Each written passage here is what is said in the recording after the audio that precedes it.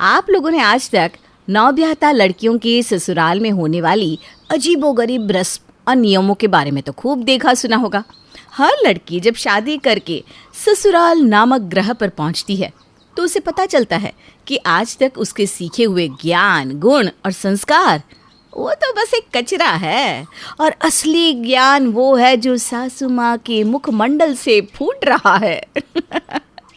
आज की हमारी कहानी भी ऐसी ही एक दुखियारी बहू की है, जिसके अलग ही तरह के दुख, दर्द और पीड़ा है। वैसे तो हमारी नई बहुरिया का नाम मानवी है, लेकिन प्यार दुलार से मम्मी पापा उसे मनु कहकर बुलाते थे। अब लाडली इसलिए भी ज्यादा थी कि घर की इकलौती संतान थी। घर में उसकी पसंद के बिना पत्ता भी नहीं हिल सकता था। खैर, हुआ वही जो सभी लड़कियों की नियति होती है। कुछ ही दिनों में मनु का रिश्ता अभिमन्यु से हुआ और वो शादी करके अपने ससुराल आ गई। मन्नू की शादी को अभी 2 दिन ही हुए थे। एक एक करके मेहमान अपने अपने घरों को लौटने लगे थे। 2-3 दिन में घर पूरा खाली हो गया था। मनु अभी नए माहौल में एडजस्ट करने की कोशिश कर ही रही थी कि सुबह सुबह 5 बजे अलार्म ने उसकी नींद तोड़ दी। अरे यार मनु, इतने सुबह सुबह अलार्म क्यों बज रहा है तुम्हारा? अलार्म बंद करके सो जाओ ना चुपचाप। कैसी बात कर रहे हैं अभी? कल मम्मी जी ने मुझसे पहली रसोई करवा दी है। अब मुझे जल्दी उठकर सबके लिए नाश्ता भी तो तैयार करना होगा ना, इसलिए मैंने सुबह उठने के लिए अलार्म लगाया है। अरे कैसा नाश्ता? सो जाओ चुपचाप, हमारे यहाँ कोई नाश्ता वाश्ता नहीं बनता। कैसी बात कर रहे हो आप? लगता है अभी भी नींद नहीं हो। अरे भाई, सुबह हो गई है तो नाश्ता तो बनाना ही पड़ेगा ना। मैं नींद में नहीं हूँ, जो मैंने कहा वही सच है। हमारे घर में नाश्ता करने का कोई प्रचलन नहीं है। हम लोग सुबह सुबह नाश्ता नहीं करते, सिर्फ दोपहर में लंच करते हैं और रात को डिनर। तो तुम्हें ना ज़्यादा टेंशन लेने की ज़रूरत नहीं है। अलार्म बंद करो और आराम से सो जाओ। 7 बजे उठना, नहाकर मेरे साथ नीचे चलना। बड़ी अजीब सी बात है, मैं तो ये पहली बार सुन रही हूँ कि सुबह उठकर नाश्ता ही नहीं बनता। अरे तो क्या खाते हैं आप लोग? कुछ नहीं, जब बनता ही नहीं तो खाते भी नहीं। इसमें इतना सरप्राइज होने वाली कौन सी बात है? सबके घर के अपने तौर तरीके होते हैं, तो ये हमारे घर का तरीका है। हम लोगों ने कभी बचपन से नाश्ता किया ही नहीं। अभी की बातें मनु के सर के ऊपर से जा रही थी। देखो अभी, मजाक मत करो, ये मजाक वाली बात नहीं है। मैं समय पर नीचे नहीं पहुंची तो माँ जी को अच्छा नहीं लगेगा। सच बताओ, जो कुछ तुमने कहा वो सब मजाक था ना? मनु की बात सुनकर अब अभी अपना सर पकड़कर बैठ गया। अरे यार, कौन सी भाषा में तुम्हें समझाऊं? क्योंकि मेरी हिंदी में कही हुई बातें तो तुम्हारी समझ में आ नहीं रही। सुबह सुबह तुमने पूरी नींद की बैंड बजा के रख दी। एक ही बात को मैं 10 बार से बोले जा रहा हूँ, लेकिन तुम्हें समझ में नहीं आ रहा। यार इतना मुश्किल क्या है? छोटी सी बात है, हमारे यहाँ नाश्ता नहीं बनता, बस बात खत्म। सो जाओ चुपचाप। नई शादी थी, इसलिए अभी किसी से भी ज़्यादा सवाल जवाब करने की मनु की हिम्मत नहीं पड़ रही थी। इसलिए पति के कहे अनुसार वो चुपचाप बिस्तर पर लेट जाती है और अभी के साथ तैयार होकर 7:30 बजे नीचे पहुंचती है। अरे मानवी बेटा, आओ आओ। देखो, अपने यहाँ के सब रीति रिवाज हम तुम्हें बता दे रहे हैं। बेटा, सुबह उठकर मंदिर में दीपक ज़रूर जलाना है, फिर तुलसी में दिया जलाकर ही रसोई में आना। जब मेरी शादी हुई थी ना, तो मेरी सास ने भी मुझे यही समझाया था। अब तुम्हारी बारी है। देखो बेटा, ये रस्में, रीति रिवाज ऐसे ही पीढ़ी दर पीढ़ी आगे बढ़ते जाते हैं। समझो, यही बुज़ुर्गों की धरोहर होती है। जितनी जल्दी इस घर के नियम, कानून, कायदों को अपना लोगी, ये घर भी तुम्हें अपना लेगा। फिर देखना कैसे तुम्हें ससुराल अपना घर लगने लगेगा। सास की प्यार भरी बातें सुनकर मनु के मन को बड़ा सुकून पहुंचा था। लेकिन 10 बजते बजते सासू माँ की बातों का असर कम होने लगा और भूख उस पर हावी होने लगी। क्या करूँ, भूख से मेरी तो हालत ख़राब हुई जा रही है। आज सच्ची मम्मी के हाथों का बना हुआ नाश्ता इतना याद आ रहा है कि क्या बताऊँ। मम्मी रोज़ मेरे पीछे पीछे घूमती थी, नाश्ता खा ले, नाश्ता खा ले, और मैं हमेशा मम्मी को टालती रहती थी। पापा का तो ये नियम था कि दिन की शुरुआत कोई भी खाली पेट नहीं करेगा। घर से निकलने से पहले सबको भरपेट नाश्ता करके ही निकलना है। और एक मेरा ससुराल है, यहाँ पर कोई नाश्ते का मतलब ही नहीं समझता। अब मैं सासू माँ को कैसे समझाऊँ कि 25 सालों से खाने की जो आदत बनी हुई है उसे एक दिन में छोड़ पाना इतना आसान नहीं है। भूख अब मनु के बर्दाश्त से बाहर होती जा रही थी, इसलिए उसने 11 बजते बजते रसोई के डब्बे टटोलना शुरू कर दिया। 2-4 बिस्किट और नमकीन खाने के बाद अब उसे पहले से थोड़ा बेहतर महसूस हो रहा था। तभी सास की आवाज़ उसके कानों में पड़ी। बेटा मनु, अब ऐसा करो, दोपहर के लंच की तैयारी कर लो। सब्जियां लाकर मुझे दे दो, मैं काट देती हूँ, तब तक तुम बाकी के काम देख लो।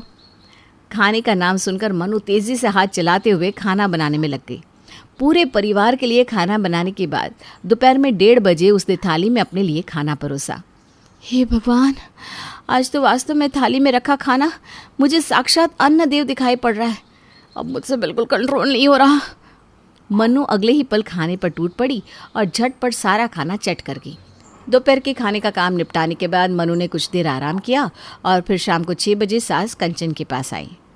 माँ जी, रात के खाने में क्या बनेगा आप बता दीजिए। अरे इतनी जल्दी खाना बनाकर क्या करोगी बेटा? यहाँ रात में ना 10 बजे से पहले कोई खाना नहीं खाने वाला। ठीक है मम्मी जी, जैसा आप कहें। मनु खाना बनाती है और रात को 10 बजे तक सबका खाना डाइनिंग टेबल पर लगा देती है। मनु देखती है कि डिनर में सब ऐसे ठूस ठूस कर खा रहे हैं जैसे अगले दिन अकाल पड़ने वाला हो। अरे मनु, थोड़ी सब्जी दे दो और 2 रोटी लेते आओ मेरे लिए। आई एम सॉरी अभी, लेकिन मैंने जितना भी खाना बनाया था सब खत्म हो गया। अभी मुझे आइडिया नहीं ना, इसलिए गलती हो गई। कल से मैं ध्यान रखूँगी। कोई बात नहीं बेटा, हो जाता है कभी कभी। खाना खत्म करने के बाद सभी लोग सोने चले जाते हैं। रात के 2 बजे अचानक अभी मनु को जगाता है। क्या बात है अभी, इतनी रात को आप क्यों जाग रहे हैं? मनु प्लीज़ मेरे लिए कुछ बना दो, बड़ी ज़ोर की भूख लगी है। अभी प्लीज़ सो जाओ ना, ये कौन सा टाइम है खाना बनाने का? अब सुबह कुछ खा लेना। अरे यार, तुम्हें तो पता ही है नाश्ता हमारे यहाँ बनता नहीं, इसलिए हम लोग रात में हैवी डाइट लेते हैं ताकि सुबह भूख ना लगे। और आज तुमने खाना इतना कम बनाया था कि मुझे रात को ही भूख लग गई है। अभी की बात सुनकर मनु उठकर उसके लिए सूजी के चीले बनाने लगती है। अगले दिन सुबह, मम्मी पता है, कल रात में 2 बजे मुझे भूख लग गई, फिर मनु ने इतने टेस्टी चीले बनाए कि मज़ा ही आ गया। आपको ट्राई करने चाहिए। बेटी की बात सुनकर कंचन भी बहू की तारीफ करने लगती है। मनु को अभी पता नहीं था कि सूजी के चीले उसे कितने भारी पड़ने वाले हैं। अगले दिन रात को 3 बजे सास आकर मनु का दरवाज़ा खटखटाने लगती है।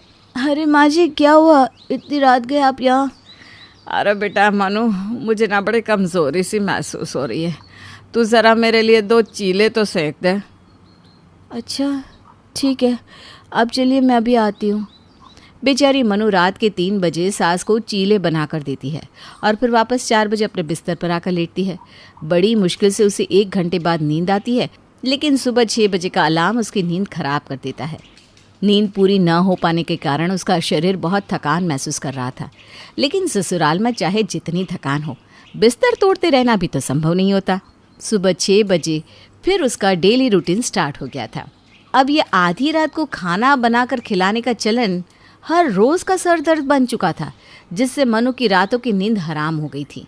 1 सप्ताह के बाद मनु की छुट्टियां खत्म हुई और उसने ऑफिस ज्वाइन कर लिया। देख, तुझे ना एक मुफ्त की सलाह दे रही हूँ, शादी से पहले अपने ससुराल वालों का खाने पीने का हिसाब भी चेक कर लेना। यार, ऐसा लगता है शादी का मतलब है मुंह पर ताला लगा कर रखना और सब कुछ बस सहते जाना। क्या बात कर रही है यार, ऐसा क्या हो गया? तुझे पता है मेरे ससुराल में नाश्ता ही नहीं किया जाता और डिनर रात 10 बजे के बाद खाते हैं सब। उसके बाद भी हर रोज़ कोई ना कोई आधी रात को मेरे रूम का दरवाज़ा पीटने लगता है। क्यों भला, कोई तेरा दरवाज़ा क्यों पीटेगा? अरे बाबा, आधी रात को पकवान जो खाने रहते हैं, सुबह नाश्ता नहीं बनेगा ऐसा सोचकर ये लोग आधी रात को मेरा दरवाज़ा पीटकर मुझसे खाना बनवाते हैं, जिसकी वजह से मेरी नींद भी पूरी नहीं हो पाती और मेरा अगला दिन ख़राब हो जाता है।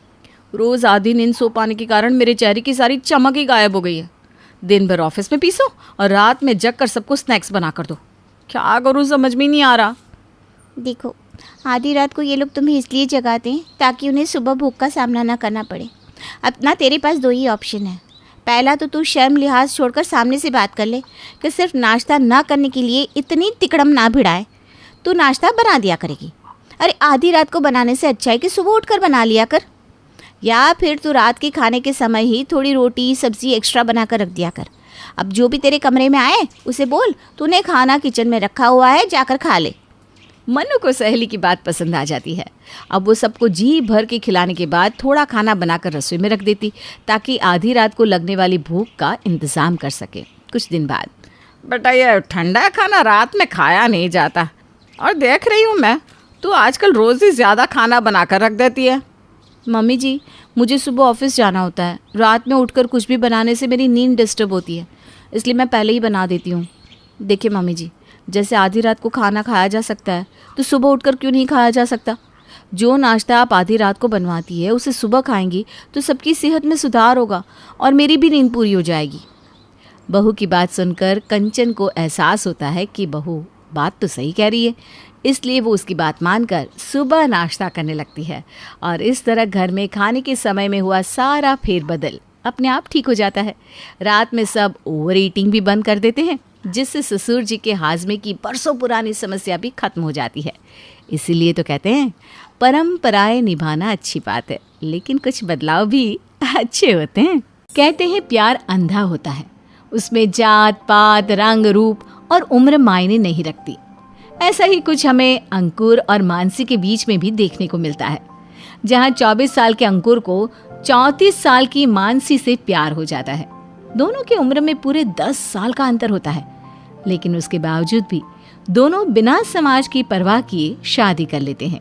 शादी के 3 हफ्ते बाद, चलो मानसी, आज हम कहीं बाहर घूमने चलते हैं। हाँ ठीक है, मैं अभी तैयार होकर आई। मानसी फटाफट से तैयार होकर आ जाती है, जिसके बाद दोनों बाहर घूमने जाते हैं। वहीं उन्हें एक रेस्टोरेंट में अपने कॉलेज के कुछ पुराने दोस्त भी मिल जाते हैं। अरे अंकुर, मानसी, कैसे हो तुम दोनों? तुम लोग तो आजकल ईद का चांद हो गए हो, शादी के बाद दिखाई नहीं देते। वो क्या है ना, शादी के बाद मैंने कॉलेज छोड़ दिया था, अब तो घर के कामों से ही फुर्सत नहीं मिलती। और मैं भी बढ़िया सी कंपनी में जॉब करने लगा हूँ, इसलिए तुम लोगों से मिलने का टाइम ही नहीं मिलता। वो सब तो ठीक है यार, लेकिन तुम दोनों ने शादी क्यों की? ये कैसा सवाल है? हम दोनों एक दूसरे से प्यार करते थे, इसलिए हमने शादी कर ली। क्यों मानसी, तुझे शादी करने के लिए अपने हम उम्र का कोई लड़का नहीं मिला क्या, जो तूने अपने से 10 साल छोटे लड़के से शादी कर ली? हाँ यार मानसी, तुम दोनों किसी भी एंगल से पति पत्नी जैसे नहीं लगते। ऐसा लगता है जैसे तुम इसकी माँ हो और ये तुम्हारा बेटा। बस करो तुम लोग, जब हम दोनों साथ में खुश हैं तो तुम लोगों को क्या दिक्कत है? अंकुर देख भाई, बुरा मत मान, लेकिन यही सच है। कहाँ तुम इतने हैंडसम हो और कहाँ ये मानसी 2 बच्चों की माँ जैसी लगती है। इतने में सब हंसने लगते हैं। दिनेश और बाकी सबकी बातों से मानसी को बेहद शर्मिंदगी महसूस होती है। सभी की बातें उसके दिल में खंजर की तरह चुभने लगती है। वो किसी से बिना कुछ बोले वहां से चली जाती है, जिसके बाद अंकुर भी उसके पीछे जाता है। मानसी, मानसी, तुम वहां से क्यों अचानक चली आई? कितने टाइम बाद तो हम सब मिल रहे थे। तुमने सुना नहीं अंकुर, वो लोग मेरे बारे में क्या बोल रहे थे? अरे तो उनके बोलने से क्या फर्क पड़ता है? तुम्हें फर्क नहीं पड़ता होगा, लेकिन मुझे पड़ता है। वो लोग तुम्हारे सामने मेरा मजाक उड़ा रहे थे और तुम चुपचाप सब सुन रहे थे। मानसी, तुम क्यों एक छोटी सी बात को इतना बड़ा बना रही हो? और वैसे देखा जाए तो वो लोग गलत भी क्या बोल रहे थे। अब तुम मुझसे 10 साल बड़ी हो तो वो बोलेंगे ही ना, इसमें इतना बुरा मानने वाली कौन सी बात है? दोनों की लड़ाई झगड़े की आवाज सुनकर अंकुर के माता पिता वहां आ जाते हैं। अब क्या हुआ तुम दोनों को, क्यों इतना झगड़ रहे हो? देखिए ना मम्मी जी, बाहर हमारे कॉलेज के कुछ दोस्त मेरा मजाक उड़ा रहे थे और ये चुप थे। वाह पापा, आप लोग ही बताइए, मैं क्या करता? अब तुम दोनों ने शादी की है तो फिर तुम दोनों को ही सबकी बातें सुननी पड़ेगी ना। इसमें कोई भला क्या कर सकता है? आज लोग तुम्हारा मजाक उड़ा रहे हैं, कल अंकुर का भी उड़ाएंगे।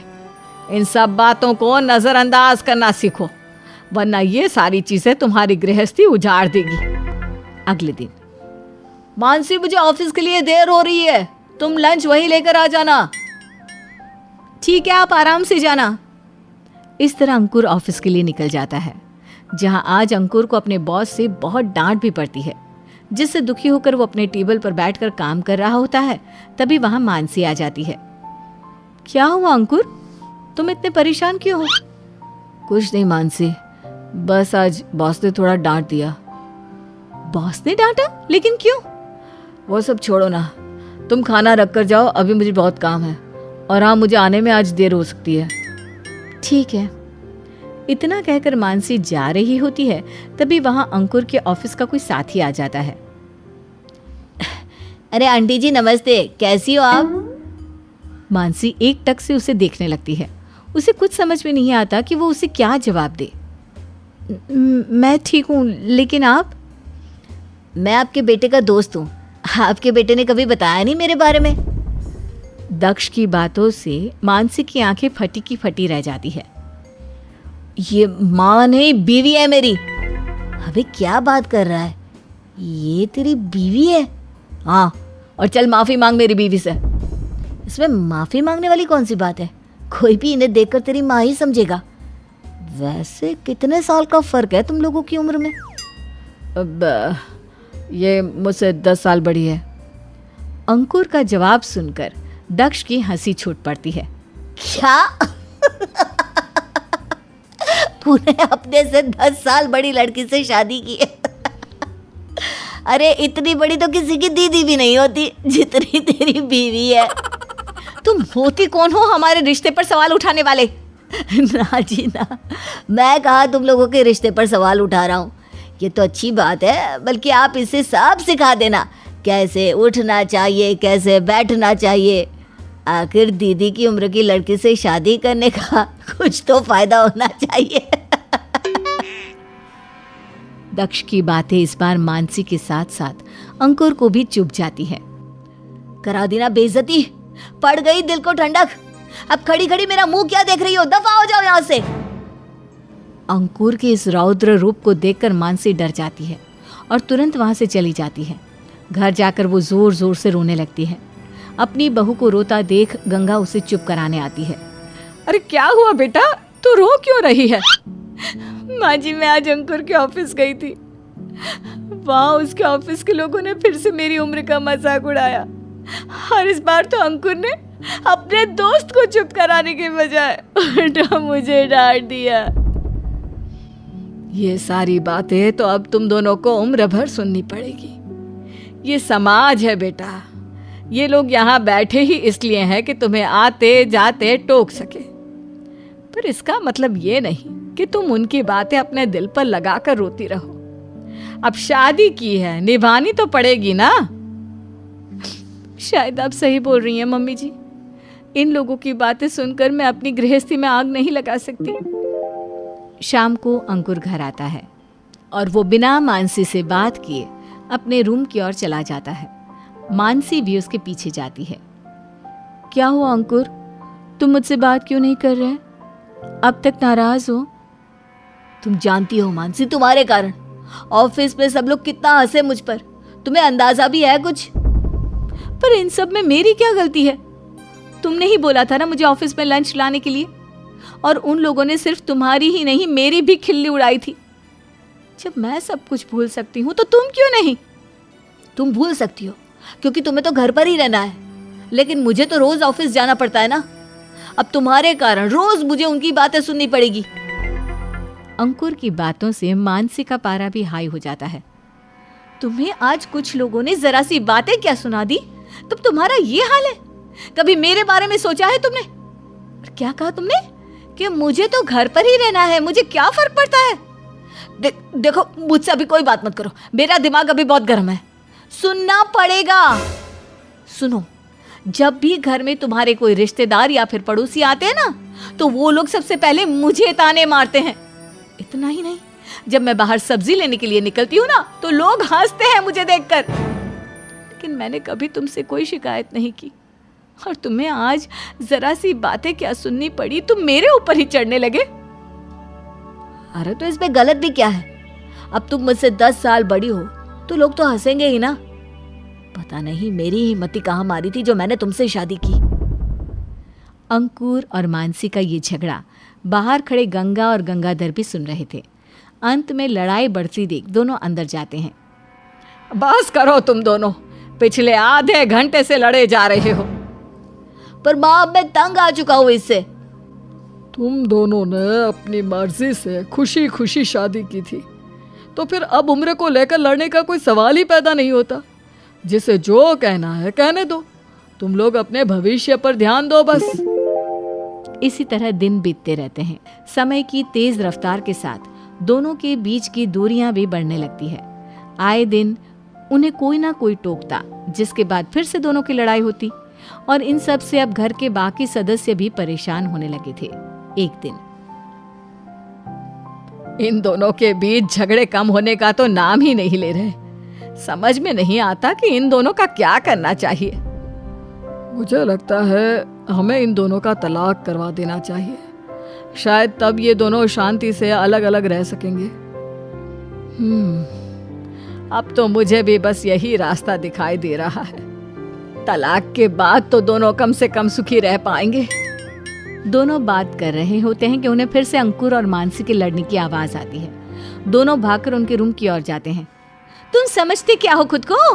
मैं तंग आ चुकी हूँ तुम्हारे रोज रोज के तानों से। मुझे भी तुम्हारे साथ रहने का कोई शौक नहीं है। खुद को देखा है, आंटी लगती हो पूरी। अगर ऐसी ही बात है तो मुझसे शादी क्यों की तुमने? उन दिनों जरूर मेरे ग्रह खराब चल रहे होंगे जो मैंने तुमसे शादी की। ग्रह तुम्हारे नहीं, मेरे खराब चल रहे थे जो मैंने तुमसे शादी की। तुम्हारी नजर तो कॉलेज के शुरुआती दिनों से ही मुझ पर थी। कोई मौका नहीं छोड़ती थी तुम मेरे आसपास भटकने का। हाँ, तुम शायद भूल रहे हो अंकुर जी, शादी के लिए तुमने मुझे प्रपोज किया था, मैंने नहीं। हाँ, इतना सज धज के कॉलेज आओगी तो लोग तुम्हें प्रपोज ही करेंगे ना। मुझे पता नहीं था अंकुर, शादी के बाद तुम इतना बदल जाओगे। मुझे घिन आने लगी है अब तुमसे। अंकुर कुछ बोलता उससे पहले ही गंगा और गंगाधर भी अंदर आ जाते हैं। अगर तुम दोनों एक दूसरे से इतने ही परेशान हो चुके हो कि बिना झगड़े के एक पल साथ नहीं रह सकते, तो फिर तुम दोनों तलाक क्यों नहीं ले लेते? तलाक? ये अब क्या बोल रही है माँ? ठीक ही तो कह रही है तुम्हारी माँ। अगर तुम दोनों को जिंदगी भर ऐसे ही लड़ना है तो इससे अच्छा है कि तुम दोनों तलाक ले लो। ये तो हमने सोचा ही नहीं। अच्छा किया डैड जो आप दोनों ने बता दिया। कम से कम अब मेरी आगे की लाइफ तो बर्बाद होने से बच जाएगी। मैं भी तलाक के लिए तैयार हूँ। ये 10 साल बड़ी बीवी के ताने सुनने से तो अच्छा है कि मैं जिंदगी भर कुंवारी रह जाऊं। मानसी और अंकुर आपसी सहमति के बाद कोर्ट जाकर तलाक ले लेते हैं। अब तो खुश है ना तू बेटा? अब तो कभी कोई तेरा मजाक नहीं उड़ाएगा ना? खुश नहीं बल्कि बहुत खुश हूं माँ।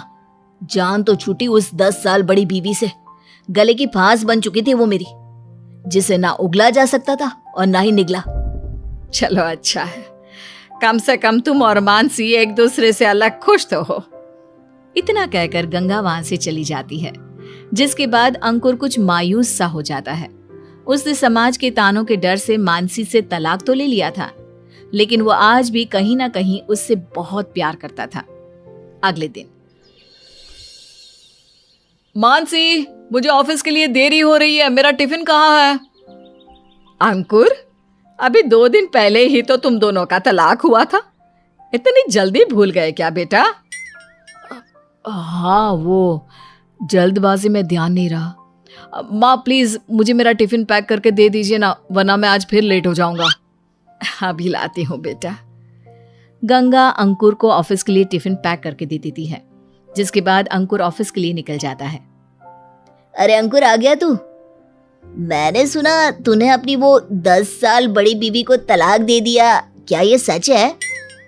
हाँ यार, मैं लोगों के ताने सुन सुनकर थक गया था, इसलिए मैंने इन सब की जड़ को ही खत्म कर दिया।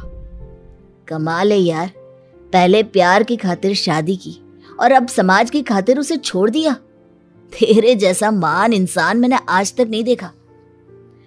वैसे तूने अच्छा ही किया उसे तलाक देकर, वो तेरे लायक थी भी नहीं। अंकुर बिना उससे कुछ बोले वहां से चला जाता है। ऐसे ही 3 दिन बीत जाते हैं, लेकिन दोनों को एक दूसरे की कोई खबर नहीं होती। एक दिन, अंकुर, मैंने और तेरे पापा ने तेरे लिए लड़कियां देखनी शुरू कर दी है। 1 महीने के भीतर हम तेरी दूसरी शादी करा देंगे बेटा। पर माँ, शादी की अभी इतनी जल्दी क्या है? अब जल्दी कैसे ना हो? तेरी माँ कब तक तेरे पीछे लगी रहेगी? तेरी बीवी आ जाएगी तो कम से कम वो कुछ कामों में मदद तो कर ही देगी। अगर ऐसी बात है तो आप लोग नौकरानी रख लीजिए ना, शादी की क्या जरूरत है? देख अंकुर, तूने मानसी से शादी की, हमने तुझे नहीं रोका। तूने उसे तलाक दिया, हमने तब भी तुझे नहीं रोका। लेकिन अब तेरी और मन मर्जी नहीं चलेगी, शादी तो तुझे करनी ही होगी। तेरी माँ बिल्कुल ठीक कह रही है अंकुर, हमने आज तक तेरी हर बात मानी है, अब तेरी बारी है। अपने माता पिता के तर्कों से परेशान होकर अंकुर वहां से चला जाता है। वहीं मानसी भी धीरे धीरे अपनी जिंदगी में आगे बढ़ने की कोशिश करती है और एक अच्छी सी नौकरी की तलाश शुरू कर देती है। मानसी, तुम चाहो तो आज से ही हमें ज्वाइन कर सकती हो। जी ठीक है। इधर मानसी की एक बड़ी कंपनी में जॉब लग जाती है, तो वहीं अंकुर अपनी जॉब से हाथ धो बैठता है। अब अंकुर भी उसी कंपनी में अपना इंटरव्यू देने के लिए जाता है जहां मानसी ने अभी अभी ज्वाइन किया था, और अंकुर का उस कंपनी में सिलेक्शन हो भी जाता है। मानसी, तुम यहाँ? मैंने कुछ दिन पहले ही ज्वाइन किया है, लेकिन तुम यहाँ कैसे? वो मेरे बॉस ने मुझे वहां से निकाल दिया, इसलिए मैंने अब ये कंपनी ज्वाइन कर ली है। अंकुर के इतना कहने के बाद दोनों के बीच चुप्पी सच जाती है। दोनों ही एक दूसरे के गले लगकर रोना चाहते थे, अपने प्यार का इजहार करना चाहते थे, लेकिन कहीं ना कहीं समाज के वो ताने उनके बढ़ते कदमों को रोक देते थे। मानसी, तुम यहाँ क्या कर रही हो? लंच टाइम हो गया है, चलो मेरे साथ, हम साथ में लंच करते हैं। ध्रुव की बात सुनकर अंकुर तिलमिला जाता है। वो झट से मानसी का हाथ पकड़ लेता है। मानसी मेरे साथ लंच करेगी, तुम जो कोई भी हो जा सकते हो यहाँ से। मानसी कौन है ये? तुम जानती हो क्या इसे? मैं मानसी का पति हूं। क्या? मानसी, तुमने तो बताया ही नहीं इसके बारे में। वो अब हमारा तलाक हो चुका है, ये मेरे एक्स हस्बैंड है। अगर ये एक्स पति है तुम्हारा तो इतना हक क्यों जता रहा है तुम पर? मानसी, मैं तो कहता हूँ इससे दूर ही रहो, मुझे ये इंसान ठीक नहीं लगता। तू होता कौन है ये सब बोलने वाला? मेरे और मानसी के बीच में आने की कोशिश मत करना, वरना मुझसे बुरा कोई नहीं होगा। धमकी देता है? बता क्या कर लेगा, बता ना। अगर मैं तुम्हारे बीच में आ गया तो क्या कर लेगा तू? अंकुर कुछ कहता उससे पहले ही मानसी बोल पड़ती है। भगवान के लिए चुप हो जाओ तुम दोनों। अंकुर, जब हम दोनों का तलाक हो चुका है तो अब क्यों मेरे पीछे पड़े हो? तुम्हें तो मुझसे छुटकारा पाना था ना। मैंने तो तुम्हारी जिंदगी नर्क से भी बदतर बना दी थी ना, फिर अब क्यों हक जता रहे हो मुझ पर? तलाक हो गया है तो क्या हुआ? हम पहले की तरह दोस्त तो बन ही सकते हैं ना। एक बार तुम्हारी दोस्ती और प्यार देख चुकी हूं, अब और देखना नहीं चाहती। इतना कहकर मानसी वहां से चली जाती है, जिसके बाद अंकुर को भी अपने तलाक के फैसले पर पछतावा होने लगता है। लेकिन अब कर भी क्या सकते थे। अगले दिन। मानसी, तू यहाँ? कितने दिनों बाद दिखी है तू, कैसी है? मैं ठीक हूँ, तुम सब लोग कैसे हो? इतने में वहां अंकुर भी पहुंच जाता है और चुपचाप उन लोगों की बातें सुनने लगता है। हम सब तो ठीक है, लेकिन तू ये बता कि तेरा मंगलसूत्र कहाँ है? हाँ, और तूने सिंदूर भी नहीं लगाया, सब ठीक तो है ना मानसी? वो मैंने और अंकुर ने तलाक ले लिया है, अब हम पति पत्नी नहीं रहे। क्या? लेकिन तुम दोनों ने एक दूसरे से तलाक क्यों लिया? तुम लोगों के कारण। हम लोगों के कारण मतलब? तुम लोग ही तो पूरे कॉलेज में हमारे प्यार का मजाक उड़ाया करते थे ना, और शादी के बाद भी तुम लोगों ने मुझ पर 10 साल बड़ी बीवी का टैग लगाकर कितना जलील किया था। हम दोनों भी आखिर कितना सहते। इसलिए अंकुर और मैंने आपसी सहमति से कोर्ट जाकर तलाक ले लिया। क्या? तुम दोनों ने इतनी सी बात के लिए एक दूसरे से तलाक ले लिया? तभी अंकुर बाहर आता है और उसके सवाल का जवाब देता है। ये इतनी सी बात नहीं थी, ये डेली का रूटीन बन चुका था। ऑफिस में मुझे और घर पर इसे हमेशा कोई ना कोई ताने मार कर जाता था, जिसके बाद हम दोनों के बीच बहुत लड़ाई होती थी, और इन सब से बचने का एक ही रास्ता था, और वो था तलाक। हद करते हो यार तुम दोनों।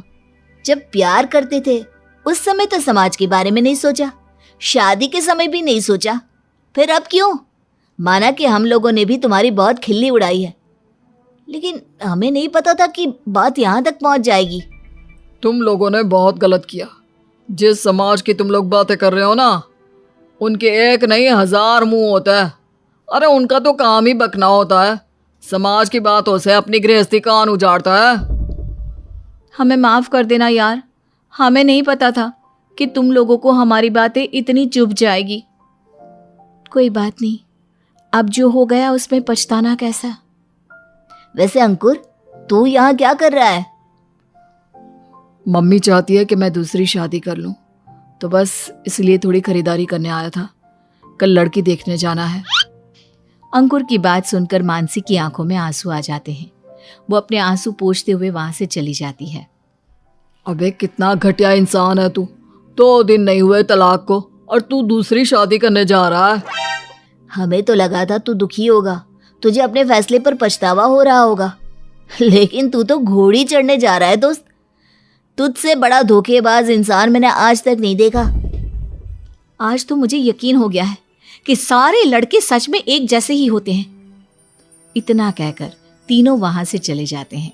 सबके जाने के बाद अंकुर को एहसास होता है कि ये तलाक लेकर आखिर उसने कितनी बड़ी गलती कर दी है।